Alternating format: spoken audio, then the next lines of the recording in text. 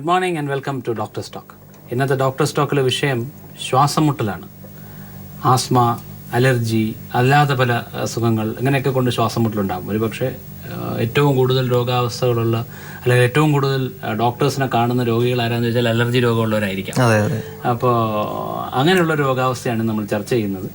ഇന്നത്തെ ഈ ചർച്ചയിൽ എന്നോടൊപ്പമുള്ളത് ഡോക്ടർ മുഹമ്മദ് അസ്ലം. അദ്ദേഹം കൊച്ചി സൺറൈസ് ഹോസ്പിറ്റലിലെ പൾമണോളജിസ്റ്റാണ്. അദ്ദേഹത്തോട് തന്നെ നമുക്ക് കൂടുതൽ കാര്യങ്ങൾ ചോദിക്കാം. Good morning doctor Aslam. Good morning doctor. ഞാൻ പറഞ്ഞല്ലോ നമ്മുടെ ഇന്നത്തെ വിഷയം ശ്വാസം മുട്ടലാണ്, ആസ്മ എന്നൊക്കെ വേണമെങ്കിൽ പറയാം. അപ്പോൾ ഈ ശ്വാസം മുട്ടൽ എന്താണ് എന്ന് പറഞ്ഞുകൊണ്ട് നമുക്ക് തുടങ്ങിയാലോ? തുടങ്ങാം. പറഞ്ഞോളൂ. ശ്വാസം മുട്ടൽ എന്ന് പറഞ്ഞു കഴിഞ്ഞാൽ ഒരാൾക്ക് എന്തെങ്കിലും കിടക്കുമ്പോൾ അല്ലെങ്കിൽ എന്തെങ്കിലും കുറച്ച് ഒരു ആയാസപ്പെട്ട എന്തെങ്കിലും കാര്യങ്ങൾ ചെയ്യുമ്പോൾ, നടക്കുമ്പോൾ അല്ലെങ്കിൽ സ്റ്റെപ്പുകൾ കയറുമ്പോൾ സാധാരണ അദ്ദേഹത്തിന് അല്ലെങ്കിൽ സാധാരണ എടുക്കുന്ന ശ്വാസത്തിനേക്കാളും കുറച്ചുകൂടി എഫേർട്ട് അല്ലെങ്കിൽ കുറച്ചുകൂടി ആയാസം എടുക്കേണ്ടി വരുന്നു, അല്ലെങ്കിൽ നെഞ്ചത്തൊരു ഭാരം ഇരിക്കുന്ന പോലെ തോന്നുന്നു. ഇതൊക്കെയാണ് സാധാരണ ആ ഒരു ഏർലിയർ സ്റ്റേജസിൽ ശ്വാസം മുട്ടൽ എന്ന് വിശേഷിപ്പിക്കാവുന്നത്. ഈ ശ്വാസം മുട്ടലൊരു ലക്ഷണമായി വരാവുന്ന, ശ്വാസം മുട്ടൽ ഒരുപക്ഷെ അതൊരു രോഗലക്ഷണമായിരിക്കും. അപ്പോൾ ശ്വാസം മുട്ടൽ രോഗലക്ഷണമായി വരാവുന്ന അസുഖങ്ങൾ എന്തൊക്കെയാണ് സാധാരണ രീതിയിൽ? ശ്വാസകോശ സംബന്ധമായിട്ടുള്ള രോഗങ്ങൾ കാരണം ഉണ്ടാവുന്ന ഏറ്റവും സാധാരണമായിട്ടുള്ള രോഗലക്ഷണങ്ങൾ അല്ലെങ്കിൽ സിംറ്റംസ് അതിലൊന്നാണ് ശ്വാസം മുട്ടൽ. രണ്ടാമത് ചുമ, അങ്ങനെയൊക്കെ മാറി വരാം. അപ്പം അതിൻ്റെ കൂടുതലും അതിൽ ശ്വാസകോശ സംബന്ധമായിട്ടുള്ള തന്നെ പ്രോബ്ലംസ് കാരണമായിട്ടുള്ള ശ്വാസം മുട്ട് തന്നെ വരാം. രണ്ടാമത് ഹാർട്ടിൻ്റെ അല്ലെങ്കിൽ ഹൃദ്രോഗമായിട്ട് ബന്ധപ്പെട്ട് പിന്നെ ഒരുപാട് അസുഖങ്ങളുണ്ട്. പക്ഷേ സാധാരണ രീതിയിലും ഒരു 75% ശ്വാസകോശ സംബന്ധമായിട്ടുള്ള അസുഖങ്ങൾ കാരണമാണ് ശ്വാസം മുട്ട് വരുന്നത്. ഈ ശ്വാസകോശ സംബന്ധമായ ശ്വാസം മുട്ടലൊരു രോഗലക്ഷണമായേക്കാവുന്ന കണ്ടീഷൻസ് എന്തൊക്കെയായിരിക്കും? കണ്ടീഷൻസ് ഒരുപാടുണ്ട്. എങ്കിലും കോമൺ ആയിട്ട്, അതായത് സാധാരണ രീതിയിൽ ഒരു 3/4 ഭാഗവും കണ്ടുവരുന്നത് ആസ്മ അല്ലെന്നുണ്ടെങ്കിൽ COPD. COPD എന്ന് പറയുമ്പോൾ എന്ന് മനസ്സിലാക്കേണ്ടത് പുകവലി, അല്ലെന്നുണ്ടെങ്കിൽ ഒരുപാട് നാളുകൾ പൊള്യൂട്ടൻസ് അല്ലെങ്കിൽ ശ്വാസകോശത്തിലേക്ക് നമ്മൾ വരാൻ പാടില്ലാത്ത ആ ഒരു പൊല്യൂഷൻ കാരണം, അല്ലെങ്കിൽ പുകവലി, അല്ലെങ്കിൽ ഉണ്ടെങ്കിൽ ജോലി സംബന്ധമായിട്ടുള്ള അവരുടെ എക്സ്പോഷർ, ഡസ്റ്റ് അല്ലെന്നുണ്ടെങ്കിൽ പുക അല്ലെന്നുണ്ടെങ്കിൽ കരി, അതൊക്കെ സംബന്ധമായിട്ടുള്ള അസുഖങ്ങൾ കാരണം വരുന്ന അതിനൊക്കെ എക്സ്പോഷേഴ്സ് ഉണ്ടായാൽ ഉണ്ടാവുന്ന അസുഖമാണ് COPD. ആസ്മ എന്ന് പറയുമ്പോൾ എല്ലാവർക്കും സാധാരണ രീതിയിൽ എല്ലാവർക്കും അറിയാം, വലിവ് ആസ്മ എന്നുള്ളത് എല്ലാവർക്കും. അതെ. ആസ്മ എന്ന് പറഞ്ഞു കഴിഞ്ഞാൽ പ്രധാനമായും ശ്വാസകോശം എന്ന് പറയുമ്പോൾ ലങ്സ്, അതിലെ ശ്വാസനാളത്തിന്റെ എയർവേസിന്റെ പ്രോബ്ലമാണ്. അതിൽ ബേസിക്കലി എയർവേസ് ഇൻഫ്ലെയിംഡ് ആവും, അത് ഇറിറ്റേറ്റഡ് ആവും. എന്നിട്ട് അത് ശ്വാസനാളം ചുരുങ്ങി കഫക്കെട്ട് വരാം, ചുമയുണ്ടാവാം, ശ്വാസം മുട്ട്. അപ്പം ശ്വാസനാളത്തിന്റെ ചുരുക്കം എത്രത്തോളം ഉണ്ട് അതനുസരിച്ചിരിക്കും ആ ഒരു രോഗിയുടെ രോഗലക്ഷണത്തിന്റെ കാഠിന്യം. ചില ആരംഭ ഘട്ടങ്ങളിൽ ചുമ മാത്രമേ ഉണ്ടാവുള്ളൂ. ചിലപ്പോൾ അത് ഒരുപാട് വേഴ്സനായി ഒരുപാട് സിവിയർ സ്റ്റേജിൽ, ഒരു ക്രോണിക് സ്റ്റേജിലേക്ക് എത്തുമ്പോഴാണ് ഈ ശരിക്കുള്ള വലിവ് അല്ലെങ്കിൽ ഒരു ശ്വാസം മുട്ടൽ, അതായത് വലിവ്, കുറുകൽ എന്നൊക്കെ എന്ന് പറയാം. ഈ ആസ്മയുടെ കാര്യം പറഞ്ഞല്ലോ. അതെ. ആസ്മ ഉണ്ടാകാനുള്ള കാരണങ്ങൾ എന്തൊക്കെയാണ്? ആസ്മ ഉണ്ടാവാനുള്ള കാരണങ്ങളിൽ ഏറ്റവും സാധാരണ രീതിയിൽ ഉള്ളത് പാരമ്പര്യം, അല്ലെന്നുണ്ടെങ്കിൽ അലർജൻസിന്റെ എക്സ്പോഷർ. അതായത് എന്തും ആവാം, ശ്വസിക്കുന്നത് എന്തും ആകാം. ആളുകൾ അത് ഓരോ ഇൻഡിവിജ്വൽസിനും ബേസ് ചെയ്തിട്ടാണ്. ചില ആളുകൾ വെരിച്ച്, അതായത് ചില ആളുകൾക്ക് തണുത്ത എൻവയറമെന്റ് അല്ലെങ്കിൽ ഈ തണുത്ത ക്ലൈമറ്റ് അപ്പോഴായിരിക്കും കൂടുതൽ വരിക. അതായത് ജനറലി ഒരു ടേം യൂസ് ചെയ്യും, ട്രിഗറിങ് ഫാക്ടർ എന്ന് പറഞ്ഞാൽ ഇത് കൂടുതൽ ഉണ്ടാവുന്ന എക്സാക്ട്ലി. അത് ചിലപ്പോൾ ചില ആൾക്കാർക്ക് ഡസ്റ്റി എൻവയറമെന്റ് ആയിരിക്കാം, അല്ലെന്നുണ്ടെങ്കിൽ ഹ്യൂമിഡ് എൻവയറമെന്റ്, അതായത് മറ്റേ വാട്ടർ വേപ്പർ കൂടുതലുള്ള എൻവയറമെന്റ് ആയിരിക്കാം, അല്ലെങ്കിൽ കോൾഡ് എൻവയറമെന്റ് ആയിരിക്കും തണുത്ത കാലാവസ്ഥ ടൈമിൽ. അതാണ് ഈ കൂടുതലും ആളുകൾ തണുപ്പ് വരുമ്പോൾ, അല്ലെങ്കിൽ മഴക്കാലത്ത് എനിക്ക് കൂടുതൽ വരുന്നു, അല്ലെങ്കിൽ എനിക്ക് ആ സമയത്ത് മാത്രമേ ഉള്ളൂ, ആ സമയത്താണ് എനിക്ക് കൂടുതൽ വരുന്നത്, ബാക്കിയുള്ള സമയത്തില്ല, അതുകൊണ്ട് എനിക്ക് ആസ്മയാണെന്ന് എനിക്ക് പറയാൻ പറ്റില്ല എന്നൊക്കെയുള്ള അതെ. എങ്കിലും അത് ആസ്മ തന്നെയാണ്. ആസ്മയുടെ ടിപ്പിക്കൽ പ്രസന്റേഷൻ, അതായത് ലക്ഷണം എന്ന് പറഞ്ഞു കഴിഞ്ഞാൽ ഇങ്ങനെയുള്ള ചില സമയങ്ങളിൽ അത് വരും, അത് ട്രിഗറായി അത് കൂടും. പിന്നെ അല്ലാത്ത സമയത്ത് നോർമൽ ആൾക്കാരെ പോലെ തന്നെ. കാരണം ഈ ശ്വാസനാളത്തിന്റെ ചുരുക്കം എക്സ്പാൻഷൻ അത് കൂടുന്നതിനും കുറയുന്നതിനനുസരിച്ച് ആ സിംറ്റംസിന്റെ ആ ഒരു സിവിയറിറ്റി വേറി ചെയ്യും. ഈ ആസ്മയുടെ ടിപ്പിക്കൽ സിംറ്റംസ് എന്തൊക്കെയായിരിക്കും? ടിപ്പിക്കൽ സിംറ്റം 90% സിംറ്റം എന്ന് പറഞ്ഞാൽ ശ്വാസം മുട്ട് തന്നെയാണ്. ശ്വാസം മുട്ട്, അതായത് വലിവ്, കുറുകൽ, പൂച്ചകരണ മാതിരിയുള്ള ശബ്ദം, അങ്ങനെയൊക്കെയുള്ള ശ്വാസം വലിക്കുമ്പോഴും വിടുമ്പോഴും. പിന്നെ നെഞ്ചത്ത് ഭാരം ഇരിക്കുക എന്ന് പറയാം ചില ആളുകൾ. എനിക്ക് ശ്വാസം മുട്ടായിട്ടില്ല, പക്ഷെ എന്തോ ഒരു ഖനം, എന്തോ ഒരു ഭാരം നെഞ്ചത്ത് വെച്ച് കെട്ടിയിരിക്കുന്നു. അപ്പോൾ മിക്ക ആളുകളും അവർ വിചാരിക്കും എനിക്ക് ഹാർട്ടിന് അല്ലെങ്കിൽ ഹൃദ്രോഗമുണ്ടോ എന്ന് വിചാരിക്കും. പക്ഷേ അതൊരു ജനറൽ എക്സാമിനേഷൻ, സ്റ്റെത്ത് വെച്ചിട്ടുള്ള പരിശോധന, പിന്നെ ശ്വാസകോശ സംബന്ധമായിട്ട് ആ ശക്തി അറിയാൻ വേണ്ടിയിട്ടുള്ള PFT അല്ലെങ്കിൽ സ്പൈറോമെട്രി എന്നുള്ള ടെസ്റ്റുകൾ ചെയ്യുമ്പോഴാണ് ശരിക്കും അത് 100% അത് കൺഫേം ചെയ്യുന്നത്. ഈ ആസ്മയുടെ കാരണം പറയുമ്പോൾ എപ്പോഴും നമ്മൾ അലർജി എന്ന് പറഞ്ഞൊരു സാധനം പറയാറ്. അതെ. ഈ അലർജി എന്ന് പറഞ്ഞാൽ എന്താണ്? അലർജി എന്ന് പറഞ്ഞു കഴിഞ്ഞാൽ നമ്മുടെ ഓരോ ആളുടെ ശരീരഘടന, അത് ജനറ്റിക്, അവരുടെ അത് നമുക്ക് മാറ്റാൻ പറ്റില്ല, പാരമ്പര്യം അങ്ങനെ ഉണ്ടെന്നുണ്ടെങ്കിൽ. അപ്പോൾ അത് അവരുടെ ബോഡി അലർജി എന്ന് പറഞ്ഞു കഴിഞ്ഞാൽ ആ ടേമിന്റെ അർത്ഥം എന്ന് പറഞ്ഞു കഴിഞ്ഞാൽ നമ്മുടെ ശരീരത്തിൽ ഇല്ലാത്ത പുറമേയുള്ള കാര്യങ്ങൾ നമ്മുടെ ശരീരത്തിലേക്ക് കടക്കുമ്പോൾ അത് നമ്മുടെ ശരീരം പുറന്തള്ളാൻ നോക്കും. അതിന് ആ ഒരു റിയാക്ഷനാണ് അലർജി എന്ന് പറയുന്നത്. ഫോർ എക്സാമ്പിൾ, പൊടിയുള്ള ഒരു എൻവയറമെന്റ് അല്ലെങ്കിൽ പൊടിയുള്ള ഒരു റൂം ഒരുപാട് നാളുകൾ പൂട്ടിയിട്ടതിന് ശേഷം തുറന്ന് കയറുന്ന ഒരു റൂമിൽ കയറുമ്പോൾ ഡസ്റ്റി ആയിരിക്കാം ഒബ്വിയസ്ലി. അവിടെ കയറുമ്പോൾ പെട്ടെന്ന് ഒരു തുമ്മൽ വരുന്നു. അതായത് ജനറലി ആ ഒരു അലർജി എന്തെങ്കിലും ഒരു ഫാക്ടർ, എന്തെങ്കിലും ഒരു എക്സ്പോഷർ, എൻവയറമെന്റ് നമ്മൾ ശ്വസിക്കുന്നതിൽ എന്തുമാവാം. ഡസ്റ്റ് ആവാം, വേറെ ഫംഗസ് ആവാം, പൂപ്പലിന്റെ ചില ഗന്ധമുണ്ട്, അതൊക്കെ ആകാം. ഈ ഒരു അതെ, എക്സാക്ട്ലി പോളൻസ്. പിന്നെ ഈ ചില സീസൺസിൽ പിന്നെ പെറ്റ്സ്, അതെ, അതിന്റെ രോമം, പക്ഷികളുടെ ആ ഒരു കാഷ്ടം ഉണങ്ങിയതിനു ശേഷം അത് ശ്വസിക്കുന്നത്, അതെ, അതിന്റെ ഫെദേഴ്സ്, ഒരുപാടാവാം, ഒരുപാട് അതെ, വ്യത്യസ്തം. അപ്പൊ അത് ശ്വസിച്ച് നമ്മുടെ ശരീരം അതിനോട് പ്രതികരിക്കുന്ന ഒരു മെക്കാനിസമാണ് അലർജി എന്ന് പറയുന്നത്. ഇപ്പം ആസ്മയുള്ള ഒരാൾ അല്ലെങ്കിൽ ബ്രോങ്കിയൽ ആസ്മയുള്ള ഒരാൾ ശ്വാസം മുട്ടലോട് കൂടി ഡോക്ടറെ അടുത്ത് വരികയാണെങ്കിൽ അല്ലെങ്കിൽ ഒരു ഫിസിഷ്യൻ്റെ അടുത്ത് വരികയാണെങ്കിൽ അടുത്ത സ്റ്റെപ്പ് എന്തായിരിക്കും? ഫസ്റ്റ് സ്റ്റെപ്പ് എന്ന് പറഞ്ഞു കഴിഞ്ഞാൽ ഹിസ്റ്ററിയാണ്. ഒരു ഹിസ്റ്ററി എന്ന് പറഞ്ഞു കഴിഞ്ഞാൽ ആ ഒരു എന്താണ് താങ്കളുടെ പ്രശ്നം, എന്താണ് അത് വിശദമായിട്ട് പറയാൻ പറയും. എപ്പോഴൊക്കെയാണ് കൂടുന്നത്, എപ്പോഴും ഇല്ല, എന്തെങ്കിലും പ്രത്യേക സാഹചര്യത്തിലാണോ ഇത് കൂടുന്നത്, അല്ലെങ്കിൽ എന്ത് ചെയ്യുമ്പോഴാണ് ഇത് കൂടുന്നത്, അതൊക്കെ വിശദമായിട്ട് ഹിസ്റ്ററി എടുക്കുക. പിന്നെ എക്സാമിനേഷൻ, പരിശോധന, അങ്ങനെയുള്ള കാര്യങ്ങൾ അതൊക്കെ ചെയ്യുമ്പോൾ ഏകദേശം ഒരു ധാരണ കിട്ടും. പിന്നെ ജോലി, അത് വളരെ ഇമ്പോർട്ടൻ്റ്. ജോലി സംബന്ധമായിട്ടുള്ള ജോലി സ്ഥലത്ത് പോകുമ്പോഴാണോ ഇത് വരുന്നത്, അല്ലാത്ത സമയത്ത് ഉണ്ടോ ഇല്ലയോ, അതൊക്കെ ഒരു ഡീറ്റെയിൽ ഹിസ്റ്ററിയും എക്സാമിനേഷനും ഒക്കെ നടത്തിയതിന് ശേഷം പ്രധാനമായിട്ട് ഒരു വെരി ഇമ്പോർട്ടൻറ്റ് ടെസ്റ്റാണ് സ്പൈറോമെട്രി എന്ന് പറഞ്ഞിട്ട്, PFT എന്ന് ജനറലായിട്ട് പറയും. അതിലൊരു ഇമ്പോർട്ടൻറ്റ് ടെസ്റ്റാണ് ഇത്. ഈ ശ്വാസനാളത്തിൻ്റെ ശക്തി അല്ലെങ്കിൽ ശ്വാസകോശത്തിൻ്റെ ശക്തി അല്ലെങ്കിൽ കപ്പാസിറ്റി അത് മെഷർ ചെയ്യാൻ, അത് അളക്കാനുള്ള ടെസ്റ്റാണ് ഈ സ്പൈറോമെട്രി അല്ലെങ്കിൽ PFT, ജനറലായിട്ട് PFT എന്ന് പറയുന്നത്. പൾമണറി ഫംഗ്ഷൻ, അതെ, ലങ് ഫംഗ്ഷൻ ടെസ്റ്റ്, ശ്വാസകോശത്തിൻ്റെ ശക്തി അറിയാൻ വേണ്ടിയിട്ടുള്ള ഒരു ടെസ്റ്റ്. അത് ചെയ്യുമ്പോഴാണ് ശരിക്കും ഇത് ഡയഗ്നോസിസ്, ഈ ആസ്മയാണോ അല്ലയോ എന്നുള്ളത് കൺഫേം ആവുന്നത്. അത് ഒരു രോഗി, അത് ശരിക്കും ഇതിന്റെ ആ ഒരു ഇമ്പോർട്ടൻസ് എന്ന് പറഞ്ഞു കഴിഞ്ഞാൽ അത് ചെയ്യുമ്പോൾ ആ രോഗി അവരുടെ മാക്സിമം എഫേർട്ട് എടുത്ത് അത് ചെയ്യണം. എന്നിട്ടും ആ എഫേർട്ട് എടുത്ത് ചെയ്തിട്ടും എത്രത്തോളം ഉണ്ട് ശക്തി, എത്ര കപ്പാസിറ്റി, അതെ, അത് ആസ്മയാണെന്നുണ്ടെങ്കിൽ അതൊരു പാറ്റേൺ, ഒരു ഗ്രാഫിൽ, ആ റിപ്പോർട്ടിൽ ഒരു പാറ്റേൺ വരും. ആ പാറ്റേൺ അനുസരിച്ചും വാല്യൂസ് അനുസരിച്ചും ആണ് ഡോക്ടേഴ്സ് അത് മനസ്സിലാക്കി ഇന്റർപ്രറ്റ് ചെയ്യുന്നത്. ആസ്മയാണോ അല്ലെന്നുണ്ടെങ്കിൽ വേറെ ഞാൻ ആദ്യം പറഞ്ഞ COPD ആണോ എന്നുള്ളത് ഡിഫറൻഷിയേറ്റ് ചെയ്യുന്നത്, അല്ലെന്നുണ്ടെങ്കിൽ വേറെ എന്തെങ്കിലും ശ്വാസകോശ സംബന്ധമായിട്ടുള്ള അസുഖങ്ങളാണോ, അതിന്റെ ആരംഭമാണോ എന്നൊക്കെ ഉള്ളത് പ്രോപ്പറായിട്ട് ഡിഫറൻഷിയേറ്റ് വ്യത്യസ്തം ആക്കുന്നത് ആ ടെസ്റ്റിലൂടെയാണ്. ഈ COPD എന്ന് പറഞ്ഞല്ലോ, ഒരു രോഗാവസ്ഥയെ കുറിച്ച് പറഞ്ഞല്ലോ, അതും ആസ്മയും തമ്മിൽ എങ്ങനെ നമുക്ക് തിരിച്ചറിയാൻ പറ്റും? അത് തിരിച്ചറിയാൻ ഫസ്റ്റ് ഹിസ്റ്ററി. ഒരു എക്സാമ്പിൾ പറയാം. 50 വയസ്സാണ് രണ്ടുപേർക്കും 50 വയസ്സ്. അപ്പോൾ ഒരാൾ പുകവലി ഇല്ല, പക്ഷേ അയാൾക്ക് ശ്വാസമുട്ടുണ്ട്. കയറ്റം കയറുമ്പോഴും കുറച്ചൊരു എക്സേർട്ട് ചെയ്യുമ്പോഴൊക്കെ ശ്വാസമുട്ടുണ്ട്. മറ്റേ അദ്ദേഹം സെയിം 50 ഇയേഴ്സാണ്, അദ്ദേഹത്തിനും ഇതുപോലെ പുകവലിയുണ്ട്, ശ്വാസമുട്ടുണ്ട്.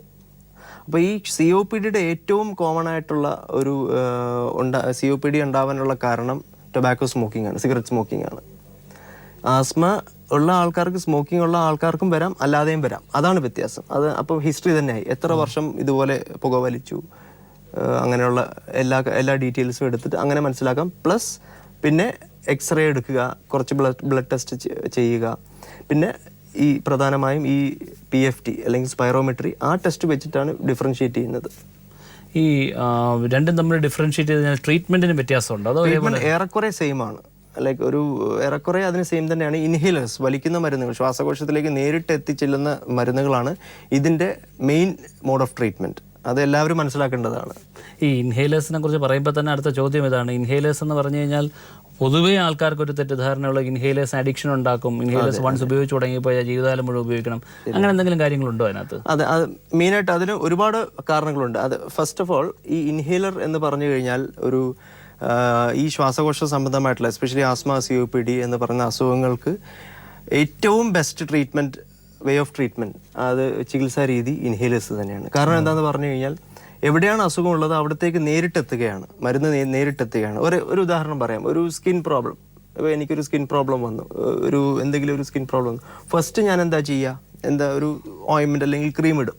അല്ലാതെ ഫസ്റ്റ് ടാബ്ലറ്റ് എടുക്കുക അല്ലെന്നുണ്ടെങ്കിൽ ഇഞ്ചക്ഷൻ എടുക്കുക അങ്ങനെയല്ലല്ലോ ചെയ്യുക. എന്തെങ്കിലും ഓക്കെ ഫൈൻ, ക്രീമും അതിൻ്റെ കൂടെ ഒരു സപ്പോർട്ടിന് വേണ്ടിയിട്ട് ഒരു ടാബ്ലറ്റ്സും, ആ ഒരു സ്പെസിഫിക് സ്കിൻ കണ്ടീഷൻ ആണെന്നുണ്ടെങ്കിൽ ടാബ്ലറ്റ്സിൻ്റെയും ഉപയോഗം വരാം.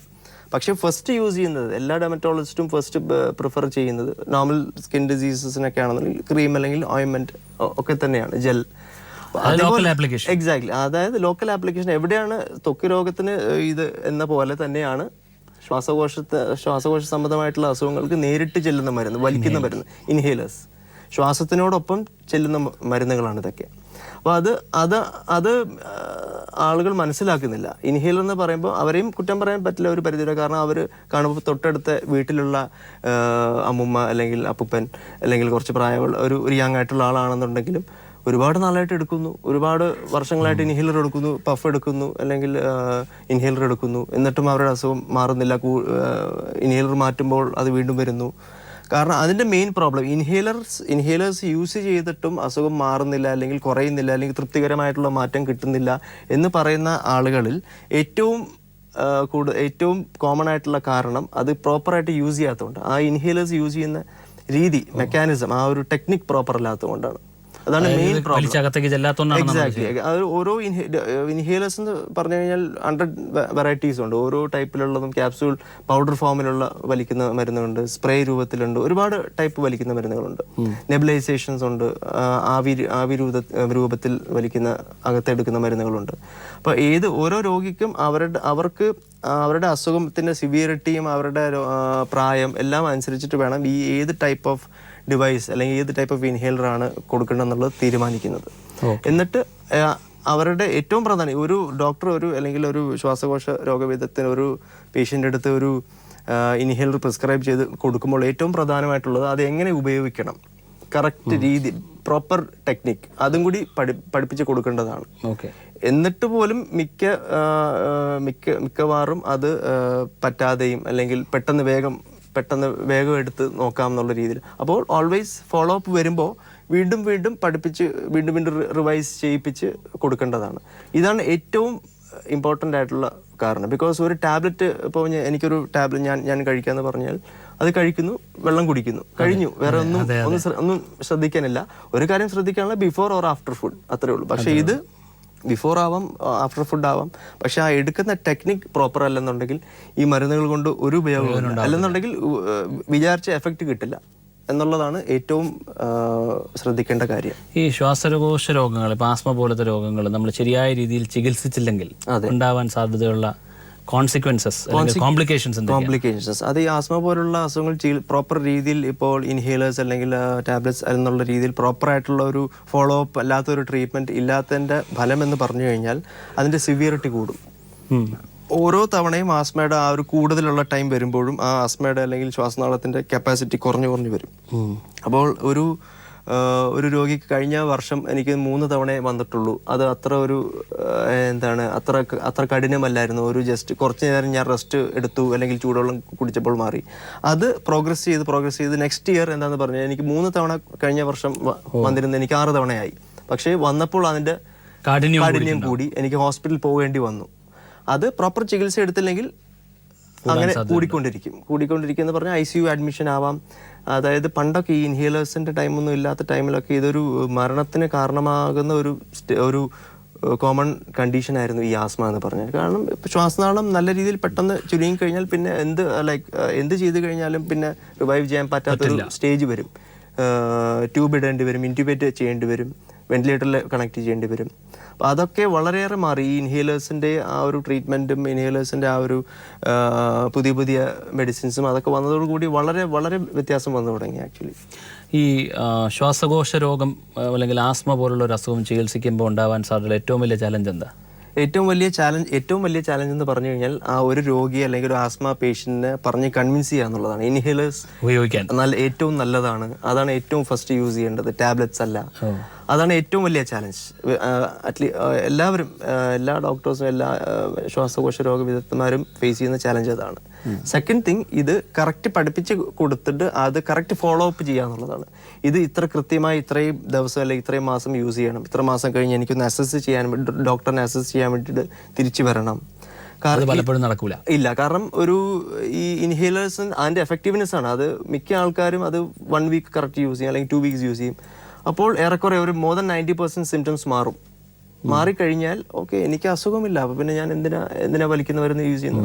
ആവശ്യമുണ്ടെങ്കിൽ യൂസ് ചെയ്യാം. ഇൻസ്പൈറ്റ്, അതായത് ഡോക്ടർ പറഞ്ഞു ഇല്ല ഈ അസുഖം ഉണ്ടെങ്കിലും ഇല്ലെങ്കിൽ ഇത് കറക്റ്റ് ഈ 3 മാസം അല്ലെങ്കിൽ 6 മാസം യൂസ് ചെയ്യണം എന്ന് പറഞ്ഞു കൊടുത്തതിന് ശേഷവും ആളുകൾ അത് കണ്ടിന്യൂ ചെയ്യാറില്ല. അതാണ് തേർഡ് ചാലഞ്ച്. പിന്നെ ഒരു 5 to 10% ഈ ആസ്മ അസുഖമുള്ള ആളുകളിൽ ഒരു എന്താണ് കുറച്ച് ഡിഫിക്കൾട്ട് ഉണ്ടാവും ഈ അവരുടെ ആസ്മ കൺട്രോൾ ആക്കാൻ വേണ്ടിയിട്ട്. ആദ്യം തുടക്കത്തിൽ അല്ല എപ്പോഴും തുടക്കത്തിൽ തന്നെയും ഫ്യൂ മന്ത്സ് അതിൻ്റെ ഒരു ഇൻഹേലേഴ്സിൻ്റെ കോഴ്സ് തുടങ്ങി കഴിഞ്ഞാൽ തന്നെയും അവരുടെ ആ ഒരു ചില ആളുകളുണ്ട്, അവരുടെ ജനറ്റിക് ഫാക്ടർ ആവാം, അല്ലെന്നുണ്ടെങ്കിൽ അവരുടെ ജോലി ഒരു പൊടിയുള്ള എൻവയറമെന്റിലായിരിക്കും അവരുടെ ജോലി. കാരണം അപ്പോൾ ഇത് ആസ്മ കൂടാനുള്ള കാരണം ഒരു ഫാക്ടർ അവിടെ തന്നെ നിൽക്കുകയാണ്. അപ്പോൾ പലപ്പോഴും പറയാൻ പറ്റില്ല താങ്കൾ ഈ ജോലി മാറണം, അത് പറയാൻ പറ്റില്ല. അപ്പോൾ അതൊക്കെയാണ് ഈ ഒരു കുറച്ച് ചാലഞ്ചസ് ഉള്ളത്. പിന്നെ ഈ ഏറ്റവും ശ്വാസം മുട്ട് ഏറ്റവും കൂടി, അത് അക്യൂട്ടായിട്ടുള്ള അറ്റാക്സ് വരുമ്പോൾ, ശ്വാസനാളത്തിന്റെ ചുരുക്കം വല്ലാണ്ട് കൂടി വരുമ്പോൾ അത് ചില ആളുകളിൽ പെട്ടെന്ന് അത് ബാക്ക് ടു നോർമൽ ആക്കാൻ പറ്റില്ല. അപ്പോൾ അത് ഇൻറ്റ്യൂബേഷനും കാര്യങ്ങളൊക്കെ ICU സ്റ്റേജസും കോംപ്ലിക്കേഷൻസ് ഒക്കെ വരാം. അതാണ് നെക്സ്റ്റ് ചാലഞ്ച്. അപ്പോൾ ഞാൻ പറയുന്ന ഏറ്റവും വലിയ ചാലഞ്ച് ഫേസ് ചെയ്യുന്നത് പറഞ്ഞാൽ ഒരു ആസ്മ ഉള്ള ഒരു ആളെയോ അല്ലെ ഒരാളെ രോഗം ഇതാണ്, ആസ്മയാണ്. അപ്പോൾ പലരും പറയും എനിക്ക് അങ്ങനെ ഒരു വലിവൊന്നും ഇല്ല, പക്ഷേ ഈ ഒരു 10 to 20% ഓഫ് ആസ്മ പേഷ്യൻസിൽ ചുമ മാത്രമേ ഉണ്ടാവുള്ളൂ. കുത്തിയുള്ള ചുമ അല്ലെങ്കിൽ വരണ്ട ചുമ, ഇടയ്ക്ക് മാത്രം കഫമുള്ള ചുമ. ഈ വലിവ് അങ്ങനെ ഉണ്ടാവില്ല. വലിവെന്ന് പറഞ്ഞാൽ ആ ഒരു ശ്വാസമുട്ടെന്ന് പറഞ്ഞ രോഗം ഉണ്ടാവില്ല. ചുമ മാത്രമേ ഉണ്ടാവുള്ളൂ. എന്നാലും അതൊരു കോഫ് വേരിയന്റ് ആസ്മ എന്ന് പറയും. ചുമ പ്രിഡോമിനന്റ് സിംറ്റം ആയിരിക്കുന്ന ആസ്മ എന്ന് പറയും. അതും ഈ പറഞ്ഞ പോലെ ഈ ഒരു PFT അല്ലെങ്കിൽ സ്പൈറോമെട്രി എന്ന് പറഞ്ഞ ടെസ്റ്റിലെ ഡിഫറൻഷിയേറ്റ് ചെയ്യാൻ പറ്റുകയുള്ളൂ. എന്നിട്ട് പേഷ്യൻ്റെ അടുത്ത് പറഞ്ഞ് കൺവിൻസ് ചെയ്യുക എന്നുള്ളതാണ് ഒരു ഡോക്ടറുടെ കടമ. എന്നിട്ട് ഇൻഹേലേഴ്സ് സ്റ്റാർട്ട് ചെയ്യുക എത്രയും പെട്ടെന്ന് എന്നുള്ളതാണ് ഒരു ട്രീറ്റ്മെന്റ്. ആസ്മ ട്രീറ്റ്മെന്റിന്റെ ഏറ്റവും പ്രധാനപ്പെട്ട പാട്ടെന്ന് പറഞ്ഞാൽ starting inhale therapy as early as possible. ഈ ശ്വാസകോശ രോഗങ്ങൾ അല്ലെങ്കിൽ ശ്വാസമുട്ടൽ രോഗലക്ഷണമായി വരുന്ന രോഗാവസ്ഥകളിൽ ട്രീറ്റ്മെന്റിൽ സ്റ്റീറോയിഡിന്റെ ഉപയോഗം വളരെ കൂടുതലുണ്ട് എന്ന് പറയുന്നതിനെ കുറിച്ച് എന്താ അഭിപ്രായം? അതെ, ഞാൻ നേരത്തെ പറഞ്ഞതുപോലെ ശ്വാസകോശത്തിലേക്ക് എത്തിച്ചെല്ലുന്ന മരുന്നുകൾ ഇൻഹേലേഴ്സ് അതിന്റെ പ്രധാനമായിട്ടുള്ള കണ്ടന്റും സ്റ്റിറോയിഡ് തന്നെയാണ്. സ്റ്റിറോയിഡ് എന്ന് കേൾക്കുമ്പോൾ പലപ്പോഴും അബ്യൂസ് ചെയ്യുന്ന സ്റ്റിറോയിഡ് ആണെന്ന് വിചാരിക്കും. പക്ഷെ അങ്ങനല്ല. ഈ ആസ്മ അല്ലെങ്കിൽ ശ്വാസകോശ രോഗത്തിന്റെ ആ ഒരു ബേസിക് പത്തോളജി എന്താണെന്ന് മനസ്സിലാക്കി കഴിഞ്ഞാൽ അത് എല്ലാവർക്കും മനസ്സിലാക്കിക്കൊള്ളണമെന്നില്ല. ഇൻഫ്ലമേഷൻ ആണ് അതിന്റെ, ശ്വാസനാളത്തിന്റെ ഇൻഫ്ലമേഷൻ, നീർക്കെട്ടെന്ന് പറയാം അല്ലെങ്കിൽ ഇറിറ്റേഷൻ എന്ന് പറയാം. ആ ഇൻഫ്ലമേഷൻ കുറയ്ക്കുക എന്നുള്ളതാണ് ഏറ്റവും ബെസ്റ്റ് തിങ്. അതിന്റെ ഏറ്റവും നല്ല രീതിയിൽ ഇൻഫ്ലമേഷൻ കുറയ്ക്കാനുള്ള ഒരു ആന്റി ഇൻഫ്ലമേറ്ററി മരുന്നാണ് സ്റ്റിറോയിഡ്സ് എന്ന് പറഞ്ഞു കഴിഞ്ഞാൽ ആ ഒരു പേര് കേൾക്കുമ്പോൾ എല്ലാവർക്കും അറിയാം. സ്റ്റിറോയിഡ് ഈ ഒരാൾ ഇതിന് ജയിക്കാൻ വേണ്ടി സ്റ്റിറോയിഡ് കുത്തിവെച്ചു അല്ലെങ്കിൽ മസിൽ വെക്കാൻ വേണ്ടി സ്റ്റിറോയിഡ് കുത്തി. പക്ഷെ അങ്ങനല്ല, അങ്ങനെ അബ്യൂസ് ചെയ്യുന്ന സ്റ്റിറോയിഡ്സ് അല്ല. Very very very little dose, അതായത് ഏറ്റവും കുറഞ്ഞ ഡോസിൽ തന്നെ. കാരണം ശ്വാസനാളത്തിൽ എവിടെയാണ് അസുഖമുള്ളത് അവിടത്തേക്ക് നേരിട്ട് മരുന്ന് എത്തുകയാണ്. അപ്പോൾ വളരെ മൈക്രോഗ്രാംസ്, അതായത് മില്ലിഗ്രാംസ് ഉണ്ട്, ഗ്രാംസ് ഉണ്ട് ടാബ്ലറ്റ്സിൽ അല്ലെങ്കിൽ എന്നുണ്ടെങ്കിൽ മരുന്നുകളിൽ. അതിൽ ഈ ഇൻഹേലേഴ്സിൽ അടങ്ങിയിരിക്കുന്ന മൈക്രോഗ്രാംസ് ആണ്. മൈക്രോഗ്രാംസ് എന്ന് പറയുമ്പോൾ അത്ര മതി കാരണം നേരിട്ട് ശ്വാസനാളത്തിലേക്ക് എത്തി അവിടെ തന്നെ ആക്ഷൻ ആവുകയാണ്. അപ്പോൾ വളരെ ചെറിയ ഡോസ് മതി. ഫോർ എക്സാമ്പിൾ ഇതേ ഡോസ് തന്നെ ഇതേ മരുന്ന് തന്നെ കഴിക്കുന്ന ടാബ്ലറ്റ് ഫോമിലാക്കണം എന്നുണ്ടെങ്കിൽ മില്ലിഗ്രാംസിൽ അല്ലെങ്കിൽ ഗ്രാംസിൽ ഡോസ് വേണം. കാരണം വയറിൽ ചെന്നു, അത് കഴിച്ചു, വെള്ളം കുടിച്ചു, വയറിൽ ചെന്നു, അത് അബ്സോർബായി മെയിൻ ബ്ലഡിലേക്ക് അബ്സോർബായി, ബ്ലഡ് എവിടെയൊക്കെ പോകുന്നു അവിടെല്ലാം ഈ മരുന്ന് പോവുകയാണ്. ശ്വാസകോശത്തിന് വേണ്ടിയിട്ടാണ്, ശ്വാസകോശത്തിലേക്ക് എത്താൻ വേണ്ടിയിട്ട് ടാബ്ലറ്റ് കഴിക്കുന്നുണ്ടെങ്കിൽ അവിടെ ഒരു 8 to 10% മാത്രമേ എത്തുന്നുള്ളൂ. ബാക്കിയൊക്കെ ആവശ്യമില്ലാത്ത സ്ഥലത്ത് പോവുകയാണ്. ഒരു അലർജി ശ്വാസമുട്ടൽ രോഗി മരുന്ന് കഴിക്കുന്നത് കൂടാതെ ശ്രദ്ധിക്കേണ്ട കാര്യങ്ങൾ എന്തൊക്കെയാണെന്ന് പറഞ്ഞ് നമുക്ക് നടത്താം. ഓക്കെ, അതായത് ഒരു ശ്വാസമുട്ട് അല്ലെങ്കിൽ ആസ്മ രോഗി എന്ന് പറഞ്ഞു അല്ലെങ്കിൽ COPD ഉള്ള രോഗി, ആദ്യം ആസ്മ രോഗികളുടെ കുറിച്ച് പറയാം. കാരണം കൂടുതലും ആസ്മ അലർജി എന്ന് പറയുമ്പോൾ രണ്ടും കോ എക്സിസ്റ്റിംഗ് ആണ്. കാരണം അലർജി ഉള്ള ആൾക്കാർക്ക് എന്തായാലും ആസ്മയിലേക്ക് വരാം, ആസ്മയുള്ള ആൾക്കാർക്ക് അലർജി ഉണ്ടാവാം. അപ്പോൾ ഇവരൊക്കെ വളരെയധികം ശ്രദ്ധിക്കാനുള്ളത് ഈ ശ്വാസകോശത്തിന്റെ അലർജി പ്രധാനമായിട്ട് ആ ട്രിഗറിങ് ഫാക്ടേഴ്സ് അത് അവോയ്ഡ് ചെയ്യുക. എക്സാമ്പിൾ, എനിക്ക് പൊടിയാണ്, എനിക്ക് പൊടി അടച്ചിട്ട റൂമിൽ പോകുന്നതാണ് കൂടുതലും എനിക്ക് ട്രിഗറിങ് ഫാക്ടർ എന്നുണ്ടെങ്കിൽ അങ്ങനെ ചെയ്യാതിരിക്കുക. പിന്നെ ഈ പുകവലിക്കുന്ന ആളുകളുണ്ടെങ്കിൽ, ആസ്മയുള്ള ആളുകൾ പുകവലിക്കുന്നുണ്ടെന്നുണ്ടെങ്കിൽ അത് എത്രയും പെട്ടെന്ന് അത് നിർത്തുക. ബിക്കോസ് അതാണ് ഏറ്റവും കാരണം നമ്മൾ അറിഞ്ഞുകൊണ്ട് തന്നെ ഒരു ഇറിറ്റന്റിനെ കൊടുക്കുക. എക്സാക്ട്ലി, ഇറിറ്റന്റിനെ അകത്തേക്ക് വലിക്കുകയാണ്. അപ്പോൾ എന്തായാലും അത് സ്റ്റോപ്പ് ചെയ്യുക അറ്റ് ദി ഏർലിയസ്റ്റ് എന്നുള്ളതാണ്. പിന്നെ ശ്രദ്ധിക്കേണ്ട കാര്യങ്ങൾ എന്ന് പറഞ്ഞു കഴിഞ്ഞാൽ ഈ കിടക്കുന്ന റൂം അല്ലെങ്കിൽ കൂടുതൽ നേരം സ്പെൻഡ് ചെയ്യുന്ന റൂം അത് വെറ്റ് മോപ്പിംഗ് ചെയ്യുക, അത് നനഞ്ഞ തുണി കൊണ്ട് തുടച്ച് കോർണേഴ്സും സർഫസസും ഫാൻ അങ്ങനെയൊക്കെയുള്ള കാര്യങ്ങൾ. അതെ, എക്സാക്ട്ലി. പൊടി മിക്കപ്പോഴും പൊടി തന്നെയാണ് അലർജി. പിന്നെ കിടക്കകൾ, വിരികൾ അതെല്ലാം പ്രോപ്പർ വാഷ് ചെയ്ത് അത് സൺഡ്രൈ ചെയ്ത് വെയിലത്തിട്ട് ഉണക്കി ശേഷം മാത്രം യൂസ് ചെയ്യുക. പിന്നെ ജോലി സ്ഥലത്താണെന്നുണ്ടെങ്കിൽ ഇപ്പോൾ AC ഫോർ എക്സാമ്പിൾ അതൊരു കോമൺ ഒരു ട്രിഗറിങ് ഫാക്ടറാണ്. ACയുടെ മെയിൻ്റെനൻസ് ഒക്കെ പ്രോപ്പർ അല്ലെന്നുണ്ടെങ്കിൽ അത് കാരണം റിക്കറൻ്റ് ആയിട്ട് ഇൻഫെക്ഷൻസും ഇതുപോലെ റിക്കറൻ്റ് അറ്റാക്സും എല്ലാം വരാം. അതൊക്കെ ഒന്ന് അവോയ്ഡ് ചെയ്ത് ഡയറക്റ്റ് കാറ്റിൻ്റെ എക്സ്പോഷറൊക്കെ ഒന്ന് അങ്ങനെ കുറച്ച് അങ്ങനെയൊക്കെയുള്ള ഒരു ജനറൽ ആയിട്ടുള്ള കാര്യങ്ങൾ ശ്രദ്ധിക്കാം. പിന്നെ പക്ഷേ ഒരുപാട് കാര്യങ്ങളുണ്ട്, അത് ഓരോ പേഷ്യൻസിന് അവർക്ക് എന്താണെന്ന് നോക്കി ഹിസ്റ്ററി എടുത്തതിന് ശേഷം ജനറൽ ഒരു ബ്രോഡ് ഇതിൽ നോക്കിക്കഴിഞ്ഞാൽ ഇത് തന്നെയാണ് ജനറൽ ആയിട്ടുള്ള കാര്യങ്ങൾ. ഓക്കെ ഡോക്ടർ, ഇന്നത്തെ ഡോക്ടർ സ്റ്റോക്കിൻ്റെ സമയം ഇവിടെ അവസാനിക്കുകയാണ്. ഇന്നത്തെ ഡോക്ടർ സ്റ്റോക്കിൽ ഡോക്ടർ മുഹമ്മദ് അസ്ലം, അദ്ദേഹം കൊച്ചി സൺറൈസ് ഹോസ്പിറ്റലിലെ പൾമണോളജിസ്റ്റാണ്, ശ്വാസകോശ രോഗ വിദഗ്ധനാണ് പൾമണോളജിസ്റ്റ് എന്ന് പറയുന്നത്. അദ്ദേഹം ഇവിടെ സംസാരിച്ചത് ആസ്മയെക്കുറിച്ചും അലർജിയെക്കുറിച്ചുമാണ്. ഒരുപക്ഷെ എല്ലാവരും കേട്ടിട്ടുണ്ടാവും, ആസ്മ എന്താണെന്ന് എല്ലാവർക്കും അറിയാമായിരിക്കും. ശ്വാസം മുട്ടൽ ഒരു രോഗാവസ്ഥയായി, രോഗലക്ഷണമായി വരുന്ന ഒരവസ്ഥയാണ് ബ്രോങ്കിയൽ ആസ്മ എന്ന് പറയുന്നത്. ശ്വാസനാളത്തിൻ്റെ ചുരുക്കം അല്ലെങ്കിൽ ഇൻഫ്ലമേഷൻ അല്ലെങ്കിൽ നീർക്കെട്ട് കാരണമുണ്ടാകുന്ന ശ്വാസം മുട്ടൽ. അപ്പോൾ ഇതിനെ എങ്ങനെ ചികിത്സിക്കാം, എങ്ങനെ നേരിടാമെന്നൊക്കെ അദ്ദേഹം പറഞ്ഞു. അതോടൊപ്പം തന്നെ ഇത് വരാതിരിക്കാനായിട്ട് ട്രീറ്റ്മെൻറ്റ് എടുക്കുന്നവരും ട്രീറ്റ്മെൻറ്റ് എടുക്കാത്തവരും ഇത് വരാതിരിക്കാൻ എന്തൊക്കെ ശ്രദ്ധിക്കണമെന്നും അദ്ദേഹം അവസാനം പറയുകയുണ്ടായി. ഈ വിഷയത്തെ സംബന്ധിച്ച് എന്തെങ്കിലും സംശയങ്ങളുണ്ടെങ്കിൽ ഞങ്ങളുടെ ഇമെയിലിലേക്ക് എഴുതുക. doctorstock@kairalitv.in ആണ് ഞങ്ങളുടെ ഇമെയിൽ ID. പ്രോഗ്രാമിനെ കുറിച്ചുള്ള നിങ്ങളുടെ അഭിപ്രായങ്ങളും നിർദ്ദേശങ്ങളും കൂടി ഞങ്ങൾ എഴുതി അറിയിക്കുക.